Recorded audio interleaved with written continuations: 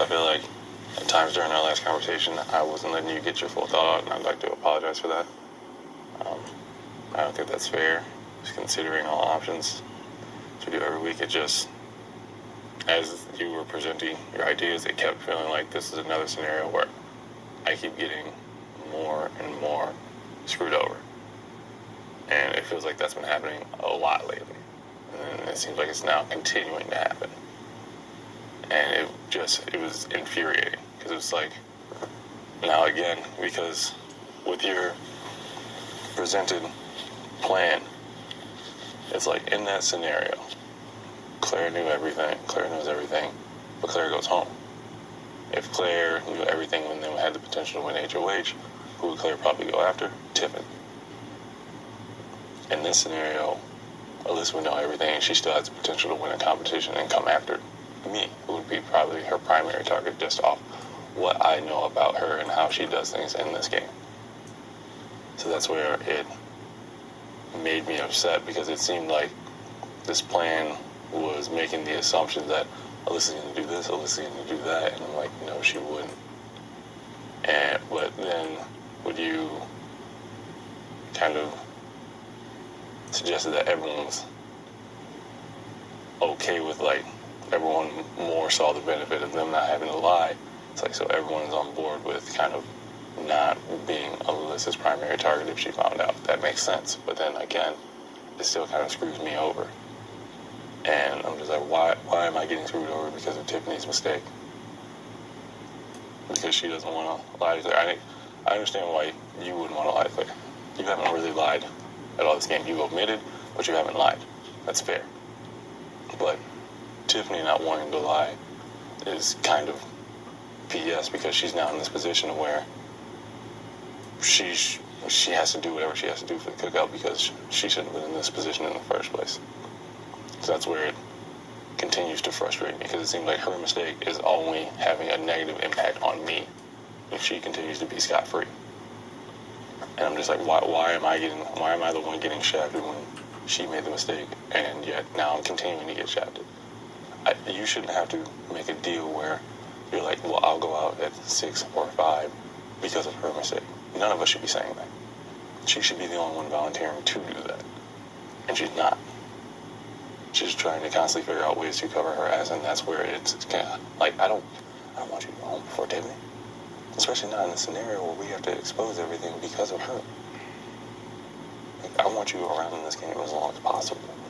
Not you leaving before Tiffany just because of a deal that we had to make, because we couldn't.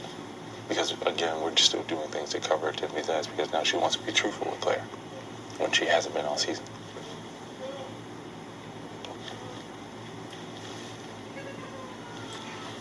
I don't know, that's unclear.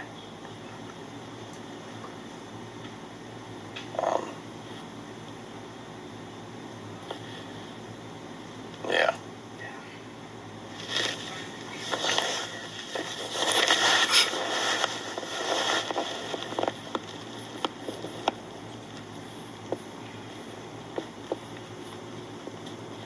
When I came up with the idea, I didn't, and I'm just saying this to make sure that you know this, I didn't view you as being her primary target. I thought that Alyssa would go after Tiffany or go after Kylan and not after you.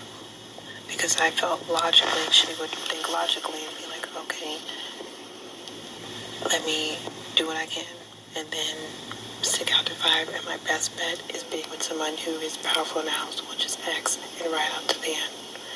And I'll say this too. You already knew my reservations when you first told me about this. And then I talked to DF about it. And then I spent the night thinking about it. And Tiffany came to me with what you had talked about.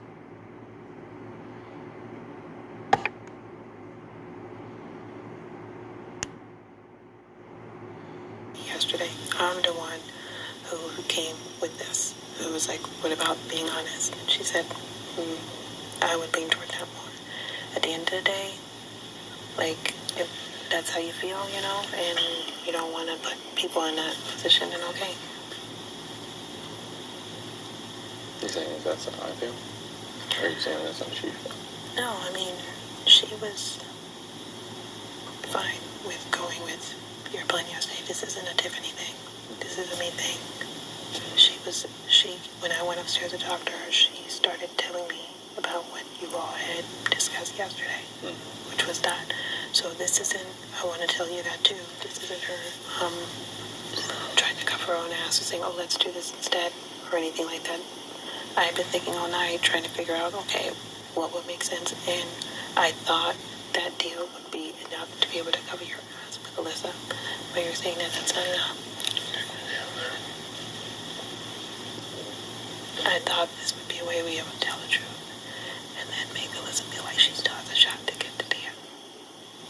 Because I thought presenting it to her as, okay, here's the thing, this is true, we did make an agreement.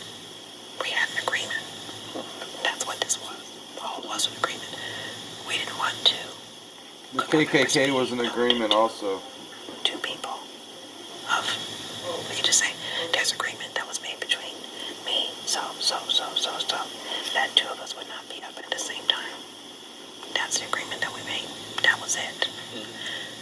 I still had that final two with you. I still wanted to bring you to the end, but that was an agreement that we had made around Jury. We can say that. Because, really, it didn't start to get real with us until Jury. We were kind of skating around and figuring things out. But it was Jury where it got real. And I thought that if I presented it to her that way, okay, well, you know, at the end of the day, I grounded to a Christian. I knew I wrote it to a Christian right before Jury. I ended up breaking up a Christian, and I ended up having an ex. And this came around at the same time. I'd understand that. I thought she'd be understanding of that.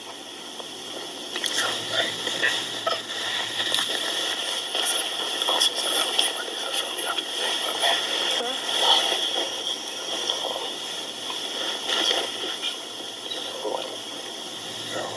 Got backdoored by Diaz.